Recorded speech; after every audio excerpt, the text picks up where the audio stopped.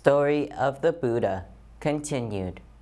The Pleasure Palace. Siddhartha grew up to be a handsome young man of great strength.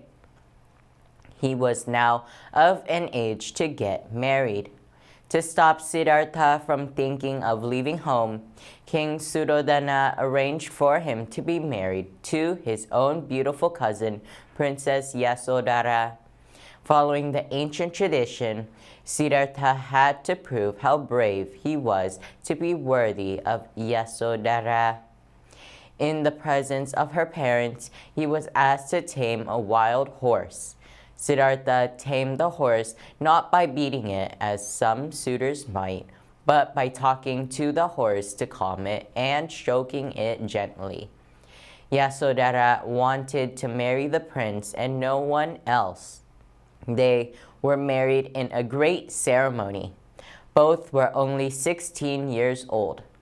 To stop the prince from thinking about unhappiness or leaving home, King Suddhodana built a pleasure palace for Siddhartha and Yasodhara. Dancers and singers were asked to entertain them, and only healthy and young people were allowed into the palace and the palace garden. The king did not want Siddhartha to know that everybody gets sick, grows old, and will die. But in spite of the king's efforts, the prince was not happy. He wanted to know what life was like for people who lived outside the palace walls.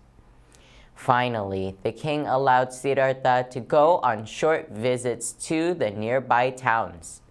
He went with his attendant, Jana. On his first visit, Siddhartha saw a white-haired, wrinkled man dressed in rags.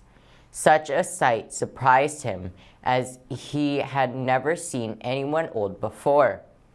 Jana explained to him that this man was old and that everyone will be old one day. Siddhartha felt frightened by that and asked Jana to take him back home. At night, he could not sleep and he kept on thinking about old age. Although Siddhartha felt frightened by the vision of getting old, he wanted to see more of the world outside. On his next visit, he saw a man lying on the ground and moaning. Out of compassion, he rushed over to the man. Jana warned him that the man was sick and that everyone, even noble people like Siddhartha or the king, could get sick. On the third visit, Siddhartha and Jana saw 4 men carrying another man on a stretcher. Jana told Siddhartha that the man was dead and was going to be cremated. He also said that no one can escape death and told the prince that everyone will die one day. When they returned to the palace, Siddhartha kept on thinking about what he had seen. Finally, he made a strong decision to find a way out of the suffering of old age, sickness, and death. Sometime later, while the prince was riding in the garden, he saw a man in a yellow robe. He noticed that the man looked very peaceful and happy. Jana explained to him that the man was a monk. The monk had left his family and given up his desire for pleasures to search for freedom from worldly suffering. The prince felt inspired by the sight of the monk and began to want to leave home to search for freedom in the same way. That day, his wife gave birth to a lovely baby boy. But Siddhartha could not rejoice. Although he loved the boy because he wanted to become a monk, and he realized that now it would be more difficult for him to leave home.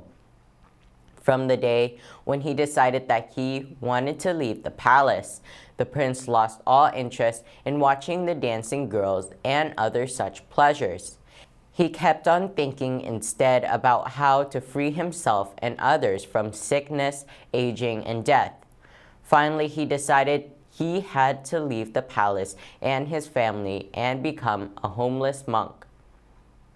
In order to understand life and what caused suffering. A last look at Kapilavatthu. One night, when everyone in the palace was asleep, Siddhartha asked Jana to prepare his horse, Gantaka. In the meantime, he went into the room where Yasodhara and their newborn boy, Rahula, slept. He was filled with loving kindness towards them and promised himself that he would come back to see them. But first, he had to understand why all creatures suffer and find out how they could escape from suffering. In the silence of the night, Prince Siddhartha mounted Kantaka. Accompanied by Jana, he left the palace and the city of Kapilavatthu.